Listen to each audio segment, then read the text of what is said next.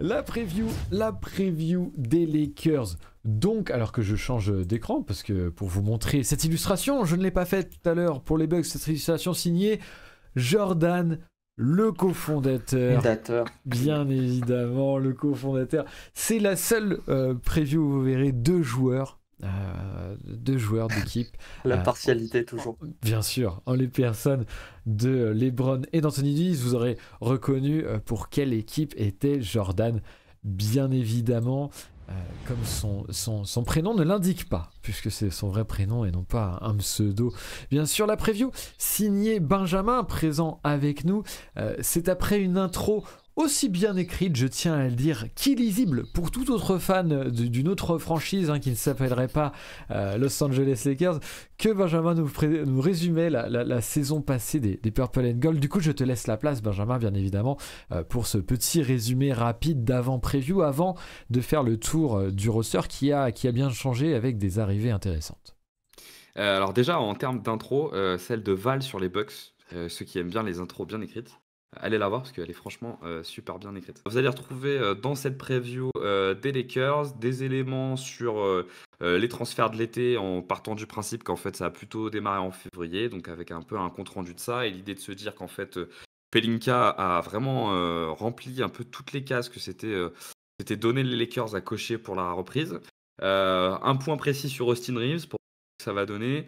Un point détaillé sur le style de jeu de Darvin Ham et pourquoi il choisit d'avoir ce style de jeu-là, et notamment ces 5 qui sont très très offensifs plutôt que des 5 défensifs. Un petit point sur comment rendre Vanderbilt jouable, parce que c'était un vrai sujet durant les playoffs, parce qu'il a été extrêmement important dans le run de fin de saison et qu'il a dû disparaître en playoffs et que ça leur a fait très très mal. Et un point de fin sur est-ce que réellement les Lakers il faut pour pouvoir être un vrai contender, à savoir une espèce d'assurance touriste qui me semble essentielle pour gagner un titre, à savoir un joueur qui en fait, t'es sûr qu'il t'apporte à minima ses 25-30 points et un gros impact dans les matchs. Et alors vis-à-vis des playoffs, tu en parlais de comment ça c'est finalement des Lakers qui ont fini... vraiment qu'on parle des Denver, quoi. Oui, non mais j'y tiens de votre bouche, faites des Lakers. C'est quand même vraiment... Putain, it's a trap. Et rappelle bien le score de la finale de conférence, s'il te plaît. mais globalement, même fin de deuxième partie de saison surtout, tu le fais bien de le dire tout à l'heure avec ces changements d'effectifs à la trade deadline, quand même une fin de saison en boulet de canon et de beaux playoffs qu'on ne sous-estimait quand même pas en début de saison avec toutes les problématiques qu'il y avait autour de Westbrook, etc. Est-ce que tu peux résumer quand même cette fin de saison qui a été belle du côté de Los Angeles? Ouais, effectivement, en fait, ils ont terminé la saison par un 18-9 qui leur a permis, je crois que c'était il me semble qu'on dit dans la preview, il me semble que c'était le meilleur bilan de la NBA sur les 27 derniers matchs, ce qui est quand même pas rien, avec d'énormes ajustements qui ont été effectués à la trade deadline et qui a quand même permis de passer d'une équipe qui était peut-être, je pense pouvoir dire, que c'était la plus mal construite de la NBA, à une équipe qui était cohérente. Et c'était déjà un bon pas. Et effectivement, malgré beaucoup de blessures dans le dernier run, quand même, ils ont réussi à faire un très bon run pour être la première équipe de la NBA sur les 27 derniers matchs. Et la question qu'on s'était posée en fin de saison, c'est est-ce que le niveau des Lakers, c'est le niveau qu'ils ont montré sur les 27 derniers matchs, ou il faut faire un petit peu un bilan global de tout ce qui s'est passé sur l'année. Ce qu'on a vu en playoff, c'est que leur niveau était quand même plutôt ce qu'on avait vu sur la deuxième partie de saison. À savoir une équipe qui défendait plutôt très bien et qui avait un style de jeu très marqué en attaque. Le style de jeu des Lakers, c'est quoi? C'est alors là, on est vraiment dans la caricature du jeu américain, mais c'est l'exploitation autant qu'on peut des mismatchs.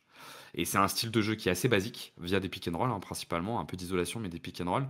Et c'est un style de jeu qui a continué à marcher en playoff parce que ça leur a permis de ne pas rentrer dans la confrontation avec Dillon Brooks directement de Memphis et de profiter plutôt de D'Angelo Russell et d'Austin Reeves.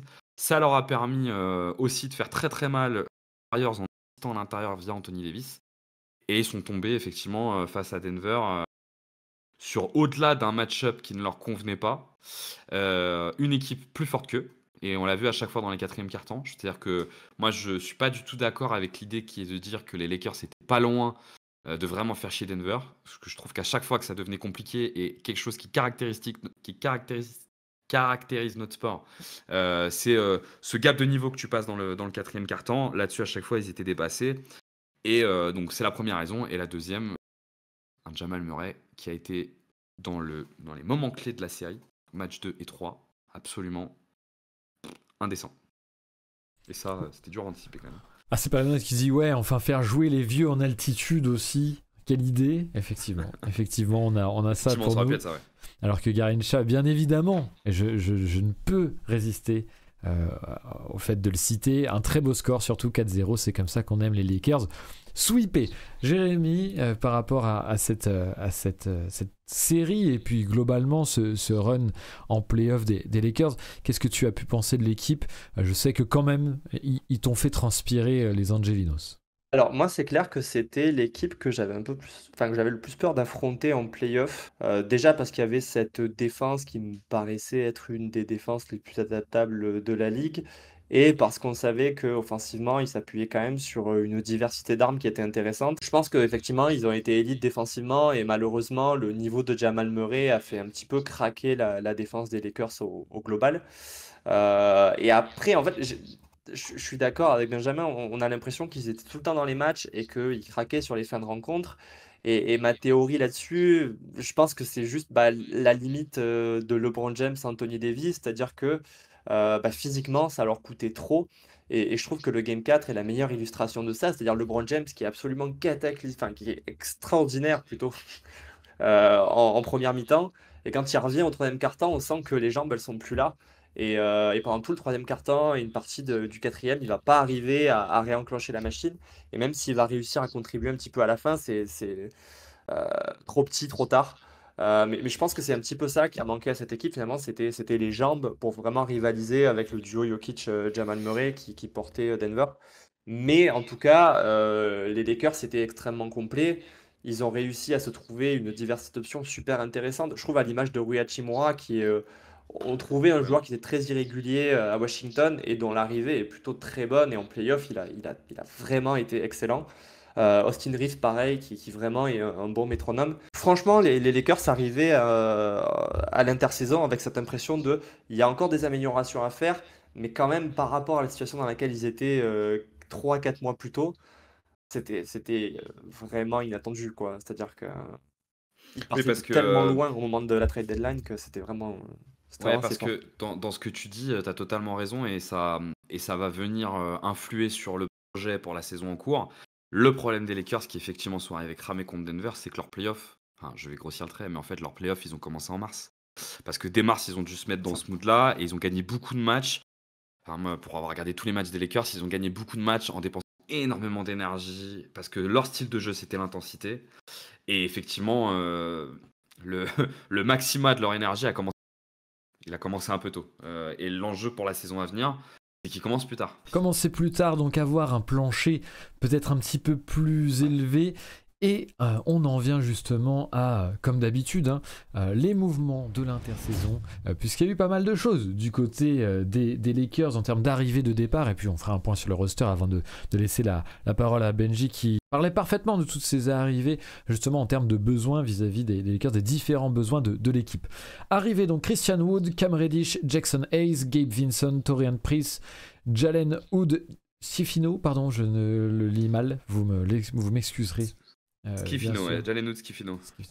Maxwell Lewis, départ Shaquille Harrison, Tristan Thompson, Malik Beasley, Trent Brown Jr., Wenyen Gabriel, Dennis Schroeder, Lonnie Walker, Paul Mo Mamba. Donc le roster, ça nous donne au poste de meneur D'Angelo Russell, Gabe Vincent et notre Jalen Hood Skifino.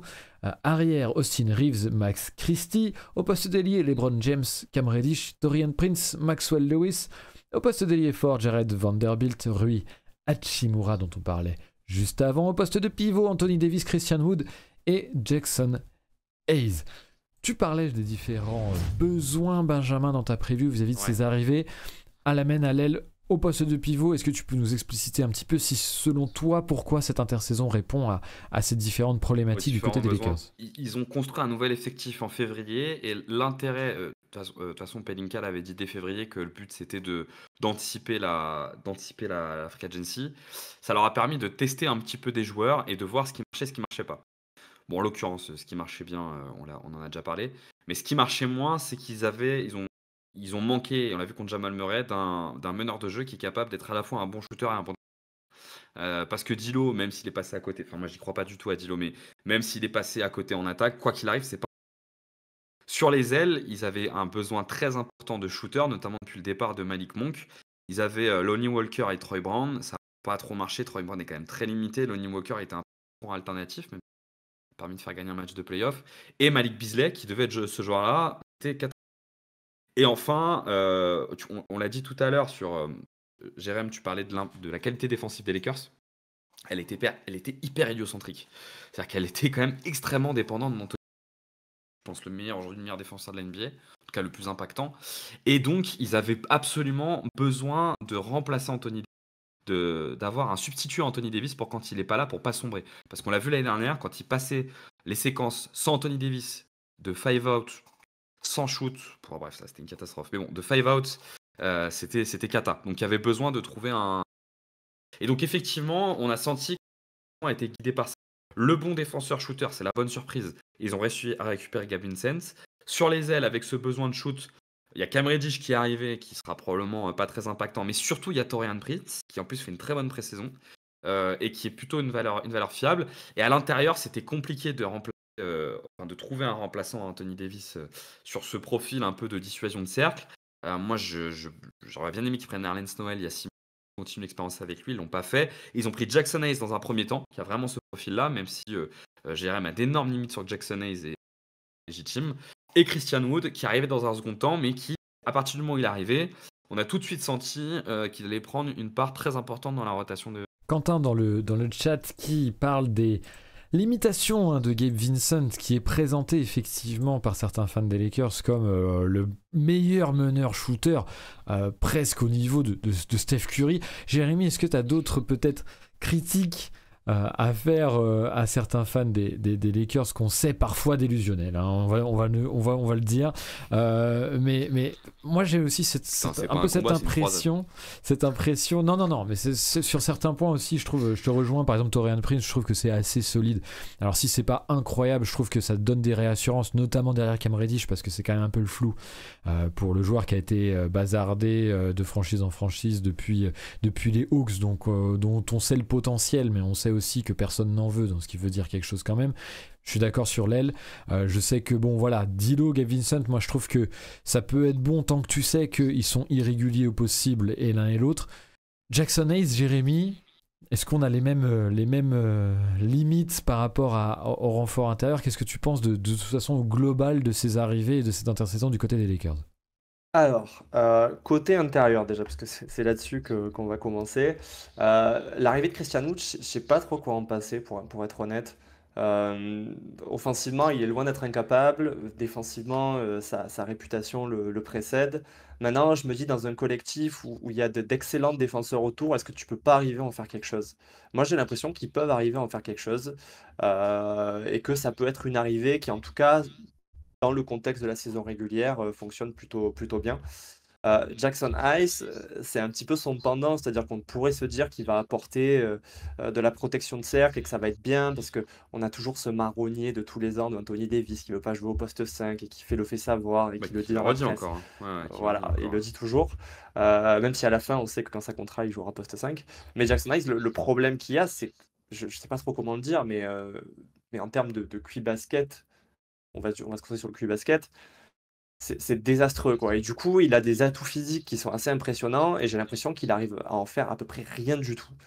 Et donc, de ce point de vue-là, je trouve que les renforts au poste de pivot sont des interrogations, mais mine de rien, ne sont pas dénués, on va dire, de qualité tant offensive que défensive. Du point de vue des arrivées, je trouve qu'une des plus réussies, c'est celle de Taurean Prince. Moi, il y a 1 an et demi, un peu moins d'1 an et demi, quand il est arrivé aux Wolves, j'étais assez dubitatif parce qu'il sortait de plusieurs saisons qui étaient vraiment pas terribles, autant défensivement qu'offensivement. Et l'année dernière, il était bon des 2 côtés du terrain pour Minnesota. C'était vraiment un excellent joueur en sortie de banc. Donc de ce point de vue-là, je trouve que c'est plutôt bien comme ajout. Et l'ajout de Gabe Vincent, honnêtement, voilà, ça reste une option de plus à la main pour les Lakers. Il y a D'Lo, il y a Austin Reeves. Ils ont toujours LeBron de façon en porteur de ballon. Et puis de toute façon, on sait très bien qu'à l'intersaison prochaine, il y a bien un GM qui se débrouillera pour transformer ça en Alex Caruso ou un joueur de ce genre. Donc qui sera le prochain GM à renforcer les Lakers? Je vous pose la question. Qui Alors, quand sera même, le parce que- prochain traître, hein, bien évidemment, Danny Ainge Dédicace à Danny Ainge. voilà, avait fait un crime de lèse-majesté en donnant des billes contre rien. On espère que ça ne se reproduira pas, même si on le sait. Benjamin, vas-y, tu as le droit de Ouais, réponse, sur bien sûr. sur le cas de Gab Vincent, qui est quand même intéressant. Enfin, ceux qui ont lu la preview ont vu que je suis quand même assez mesuré hein, sur Gab Vincent. Quand Pat Riley laisse partir un joueur comme ça, c'est jamais pour rien. L'enjeu pour les Lakers, c'était quoi? C'est que Dennis Schroeder a quand même eu un rôle très important l'année dernière. Et malgré ses défauts, c'était le premier défenseur de l'équipe et il a fait gagner des matchs. Je pense que la série contre les Warriors n'aurait jamais été aussi simple sans lui. Il est parti à Toronto pour un salaire sur lequel il ne pouvait pas s'aligner. Et l'enjeu derrière pour eux, c'était de limiter la casse. Parce que l'objectif ultime, c'était Fred VanVleet, mais Fred VanVleet a décidé d'aller prendre. Enfin, il est parti à Dubaï. Et il restait à remplacer le trou que laissait Dennis Schroeder. Et dans ce trou que laisse Dennis Schroeder, Gab Vincent coche beaucoup de cases. Sur le cas du pivot, moi je pense que, vu tout ce qui est dit autour de Christian Wood depuis qu'il est arrivé, vu ce qui se passe en pré-saison, je pense que Jackson Hayes aura très peu de minutes et que c'est Christian Wood qui va beaucoup jouer. Davis va commencer les matchs en poste 5 avec Rui Hachimura, malgré qu'il ait demandé de ne pas le faire. Et il aura pas mal de séquences avec Christian Wood et Christian Wood jouera peut-être avec Jared Vanderbilt. J'ai peur que Vanderbilt joue pas beaucoup. Et Christian Wood va être responsabilisé. Hier, il défendait sur Giannis. Donc ils vont pas lâcher l'affaire.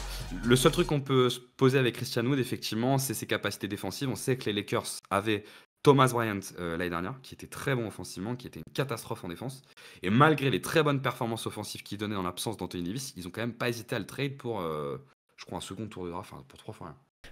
Je faisais un petit tacle, bien évidemment, à certains fans des Lakers, mais il faut rendre à César ce qui est à César. Effectivement, Benjamin est quand même assez mesuré dans la preview vis-à-vis des arrivées, et je trouve cible bien le fait que malgré tout, dans le nombre, il devrait y avoir des valeurs sûres qui devraient se définir petit à petit au cours de la saison, et que globalement, c'est quand même des arrivées intéressantes, et une intersaison plutôt globale intéressante, puisqu'il y a aussi des prolongations là-dedans qui ont été très bonnes, notamment celle d'Austin Reeves, de prolongation, de re-signature même dans le cas d'Austin Reeves. Benjamin, Austin Reeves que tu vois comme peut-être un des joueurs clés, si ce n'est le joueur clé autour de LeBron et Anthony Davis pour la future saison des Lakers. Alors effectivement, bon déjà la première chose, on va tenter une contre-attaque par rapport à ce que j'ai depuis tout à l'heure. Les gens qui ne comprennent pas l'enthousiasme qu'il y a autour du contrat d'Austin Reeves, il faut se réveiller les amis. Parce que le contrat d'Austin Reeves, c'est une masterclass. Parce que pour un joueur qui a cet impact-là et qui a fait une saison de cette qualité, une fin de saison de cette qualité, l'avoir à ce prix-là, c'est un vol. C'est vraiment un vol. C'est assez surprenant. L'idée que je défends effectivement dans la preview, c'est que Anthony Davis et LeBron James ne sont pas des assurances tout risque en playoff aujourd'hui. Et que la solution pour les Lakers, c'est d'avoir un troisième joueur qui devient soit vraiment aller aux portes de Big Three, soit presque un membre de Big Three. Et là, je ne suis pas sûr qu'Austin Reeves ait la capacité de le faire dès cette année, mais s'il y arrive, alors il y a un monde où les Lakers sont vraiment dangereux. Austin Reeves sort d'une saison qui était encore une saison de tissage. Il a traversé 3 rôles. Un rôle de 7e, 8e homme, où il a été très bon. Un rôle de 6e homme, où il a été très bon. Et un rôle de joueur dans le majeur, où au final, à ma grande surprise, qui a été son meilleur rôle. L'enjeu pour les Lakers, c'est de faire en sorte que Austin Reeves poursuive sa progression pour qu'il arrive à devenir ce joueur très très fort en création derrière LeBron James, qui permet de ne jamais avoir de trou dans les matchs. Parce que ce qu'il a produit sur la deuxième partie de saison derrière, Austin Reeves, c'est vraiment de très très haut niveau. Il faut vraiment se rendre compte que c'est vraiment de très très haut niveau. Excusez-moi, je répondais à Quentin qui était dégoûté effectivement de voir que personne n'avait mis les ronds sur Austin Reeves pour faire chier, pour emmerder les Lakers. Je le rejoins bien évidemment dans cet avis. Et non, je te rejoins globalement, Benjamin. Je pense que c'est peut-être la meilleure signature à la FA, en tout cas vu le contrat proposé et par rapport à la valeur qu'il apporte. Tu montres très bien l'évolution du joueur dans la preview. Je pense malgré tout que... Alors, si j'ai vraiment confiance dans le joueur, son style de jeu, et je trouve que c'est assez périn par rapport à tout ce qu'il a montré, et je vois que ça devrait le faire pour vous de ce côté-là, je trouve que malgré tout, ça dénote aussi peut-être une certaine faiblesse à la création de devoir compter sur lui vraiment autant. C'est-à-dire que t'aimerais, dans l'idéal, pouvoir l'avoir comme voilà, second, troisième créateur, vraiment sur un peu du stagger entre banc et 5 majeurs. Je trouve que le fait de devoir autant compter sur lui, c'est peut-être le fait que justement c'est peut-être un manque derrière LeBron James. Peut-être, je sais pas si je l'évoque maintenant, parce que je l'avais noté en plus de la preview, parce que... Je te trouve un peu dur, moi, quand même, sur Austin Reeves. Je te trouve un peu dur parce que je pense que dans l'effectif actuel des Lakers, si Austin Reeves reste un joueur à 12 points par match et 3 passes D, ça sera pas suffisant.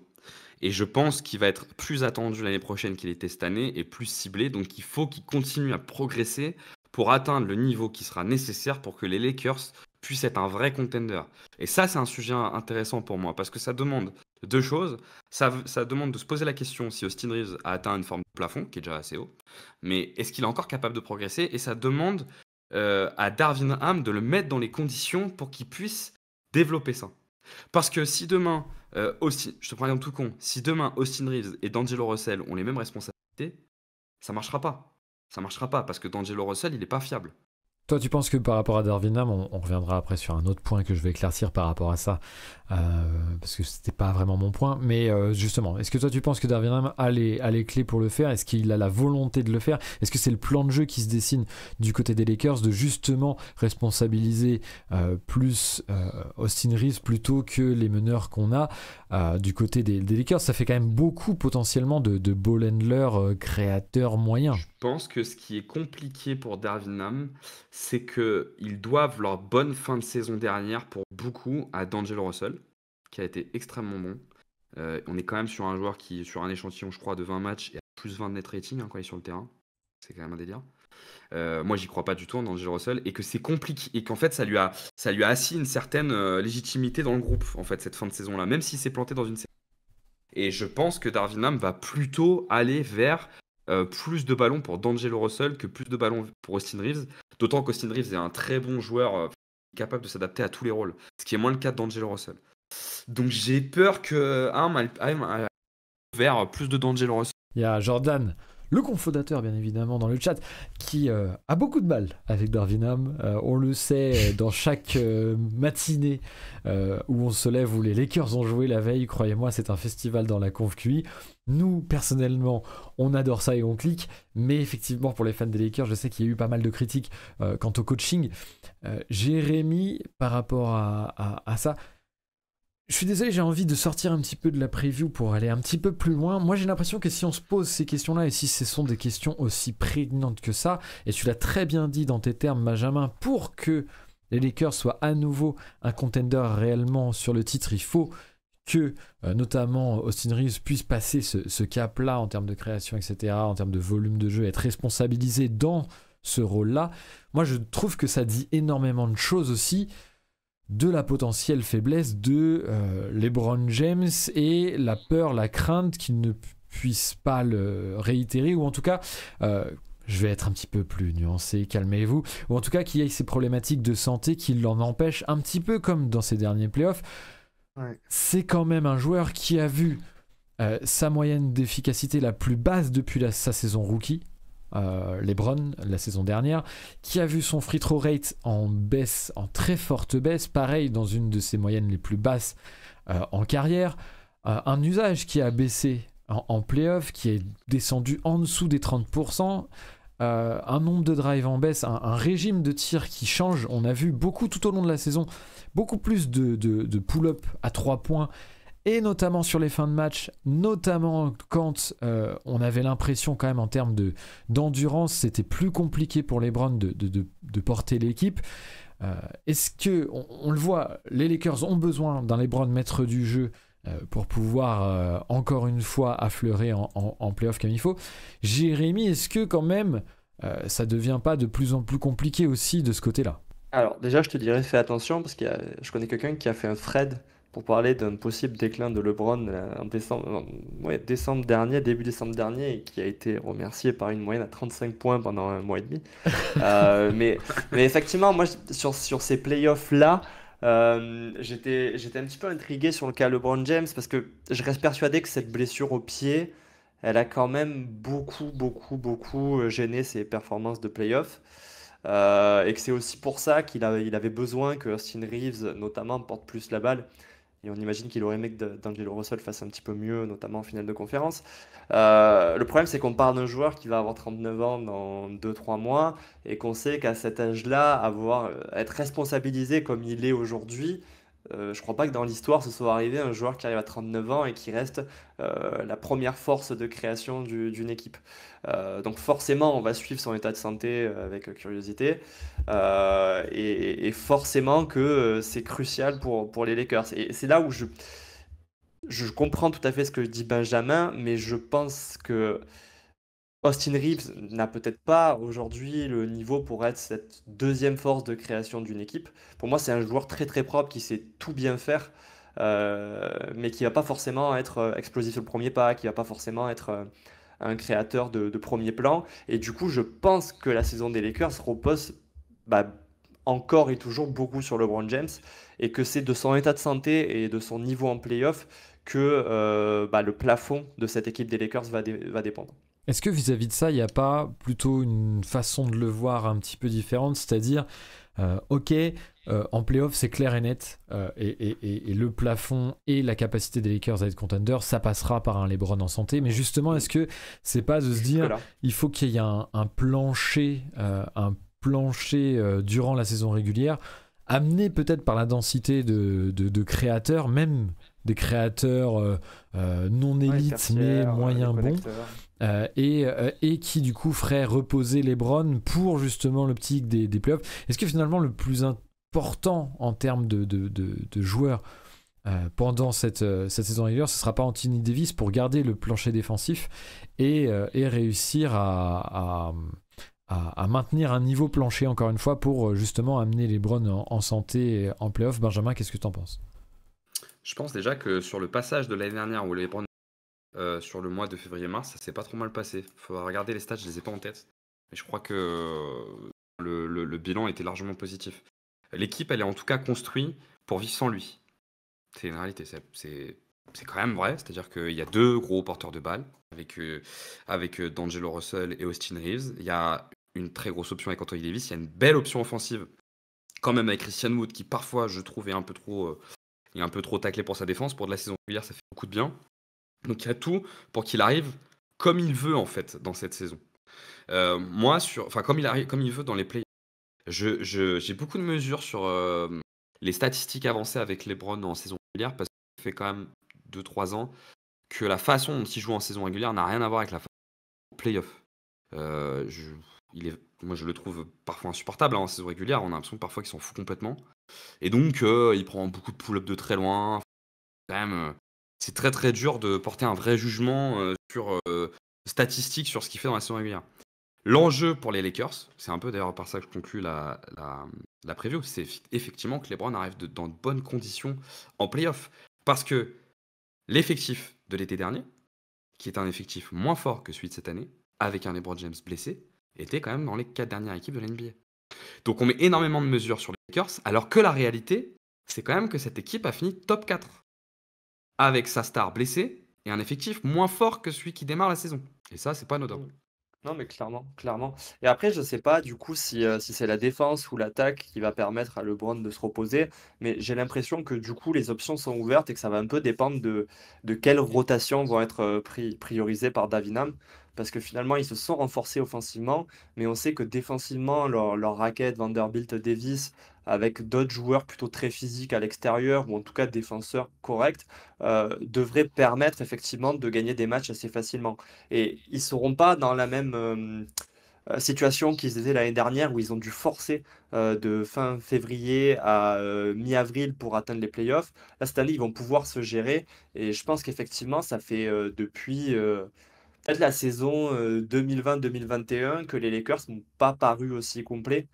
Et donc, pour un LeBron de 39 ans, en tout cas, c'est une bonne perspective de pouvoir se dire, là, en fait, si je rate des matchs ou si je joue effectivement un petit peu en dilettante, comme le décrit Benjamin, oh, ça va le faire, quoi. On est profond, on a des rotations, on a de vrais bons joueurs, donc je peux me permettre de jouer en dilettante, ça passera.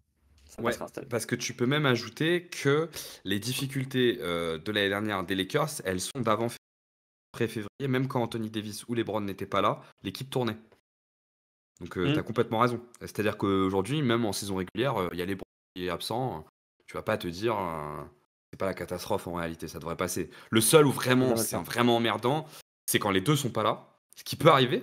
Et là c'est vraiment emmerdant parce que quand Anthony Davis est pas là, en tout cas c'est ce qu'a fait LeBron l'année dernière, il sauve la casse en étant un surinvestissement et en montant vraiment son et en limitant la casse. Parce que pour le coup, la chose qui n'est pas remplaçable dans l'effectif des Lakers, c'est défensivement quand Anthony Davis n'est pas là. Là, par contre, ça, ils n'arrivent pas à le combler. Est-ce qu'il y a d'autres choses à dire particulièrement ? Bien évidemment, la preview écrite est bien plus complète et je vous invite à aller la lire. C'est signé Benjamin. C'est la seconde preview avec le plus de mots, la plus longue du côté de QI cette saison-là. Et à raison, il y avait pas mal de choses à dire et Benjamin l'a très bien fait. Donc on vous invite bien évidemment à aller la lire si vous voulez une preview plus exhaustive, notamment en termes de stats, etc. Il y a pas mal de choses à lire et des graphismes et des petites illustrations très intéressantes. Et donc du coup, c'est quelque chose qui est très très bien fait. Donc du coup, voilà, encore une fois, allez regarder dans la description YouTube, ce sera présent. Est-ce que un dernier mot, peut-être Jérémy, et on finira par toi Benjamin pour parler de ces Lakers, même si tu l'as déjà à peu près dit Jérémy, c'était intéressant avec pour toi l'espoir peut-être que ce soit le meilleur roster autour de LeBron James pour le reposer afin de le voir en playoff, peut-être reposer et pour une dernière, en tout cas parmi les dernières batailles de sa vie en playoff pour le titre. Ouais, bah non, bah oui, effectivement, je pense que c'est le meilleur roster depuis les playoffs 2021, sauf que les playoffs 2021 avaient été un petit peu amputés par les blessures, donc on espère que cette année, ils pourront se gérer de manière à éviter ça. Sinon, moi, dans les points qu'on n'a pas abordés dans cette preview, mais qui me semblent en tout cas assez intéressants à suivre, même si on n'aura pas de réponse avant le milieu de saison, j'imagine, c'est un petit peu l'évolution que peut avoir Jared Vanderbilt offensivement, parce que c'est un joueur qui peut être clé pour cette équipe par sa défense, et son tandem avec Anthony Davis est absolument exceptionnel. Mais reste le problème que si tu n'arrives pas à le faire progresser offensivement, restera toujours ce problème en playoff de les équipes vont se contenter de ne pas le défendre. Et même s'il est intelligent, même s'il s'est coupé, du coup, ça permet aux adversaires de se focaliser sur LeBron James. Et on l'a dit, LeBron James a besoin de pouvoir être libre de ses mouvements et de ne pas s'épuiser à la tâche. Donc c'est vraiment un des éléments Jared Vanderbilt que j'ai envie de suivre parce que le niveau défensif est tel que ce serait dommage de le gâcher par une attaque qui stagne et qui n'arrive jamais à débloquer pleinement son potentiel. Je pense que la réussite des Lakers, notamment au point de vue de leur rotation à l'intérieur, qui pour moi sont toutes des points d'interrogation, c'est celui qui présente le plus de qualité que j'ai envie de voir se développer, quoi. Et Benjamin, on fait toute une partie dans sa preview. Est-ce que toi tu as des choses à ajouter, Benjamin, justement pour bien sûr le mot de la fin pour ta preview, peut-être des choses que tu n'aurais pas eu le temps d'évoquer ou des choses que en plus on t'a fait remonter depuis ou juste pour conclure, c'est ton moment, profite-en. Sur le cas de Vanderbilt, effectivement on en parle preview et la solution probablement on verra ce qui se passe avec Anthony Davis qui a un rôle un peu plus loin du cercle, mais c'est sans doute la solution. Non, le mot de la fin que je peux donner, c'est que dans notre rating fait en prévoyant ce qui allait se passer sur la saison à venir, on a mis les Lakers derrière Cleveland, derrière Miami, et je pense qu'ils sont plus proches du pool Denver, Boston, Bucks, Suns, sans être dedans, que de celui de Miami-Cleveland. Donc déjà, je les mets devant Miami et Cleveland, et je pense qu'ils sont plus proches du top 4 que du reste. Et ça doit dénoter d'un certain irréalisme qu'on a autour des Lakers, parce qu'une fois de plus, je le répète, comme je l'ai dit, on parle d'une équipe qui a fait top 4 avec son meilleur joueur blessé et avec un roster moins fort que celui de cette année. Et c'est ça qui fait tout ton fanatisme des Lakers. Tu essayais en off de nous convaincre que tu n'étais pas fan des Lakers, mais moi je suis fan de LeBron. Sache que tu as intégré la chose, tu as trop bien intégré la chose pour être honnête. Mais non, mais on entend. Après, petite défense quand même pour nous par rapport au pool des previews préparés à l'époque. C'était le Miami Heat avec la venue de Damian Lillard, ce qui change quand même beaucoup de choses quant au classement du Miami Heat. Bien évidemment, et ça c'est pour Quentin qui est dans le chat, mais tu fais bien de le montrer, et puis on verra du coup où est-ce que ces Lakers pourront s'installer du côté des ratings, et surtout à quel point ils seront tous en forme ou non pour les playoffs, alors qu'on souhaite dans le chat bien évidemment une redite, enfin une revanche en tout cas du côté des Lakers contre les Denver Nuggets. C'est bien, pourquoi pas. C'était une série Avec plaisir. intéressante. Ce sera encore un J'ai plaisir pas de envie. vous resweeper à nouveau. J'ai pas envie. Il m'a traumatisé l'autre avec ses step back à 3 points. Là. Les deux, ils m'ont traumatisé. Ah, ils étaient exceptionnels. Même les trois, parce qu'il y en a un troisième à la maison. Enfin bref. Ah non. Les deux, c'est Jamal Murray et Ah, Nikola Jokic. C'est pas d'accord. les deux step back. C'est Parce pas- que d'accord. oui, Jokic met des step back de fou, mais l'autre, le niveau de Jamal Murray, les trois. Non mais c'est parfait. Nous on était Comment très ça contents. Le point commun entre les Nuggets et les Spurs, la dernière série contre les Lakers a fini en sweep. On se laissera sur ce magnifique message de la part de Garincha bien sûr.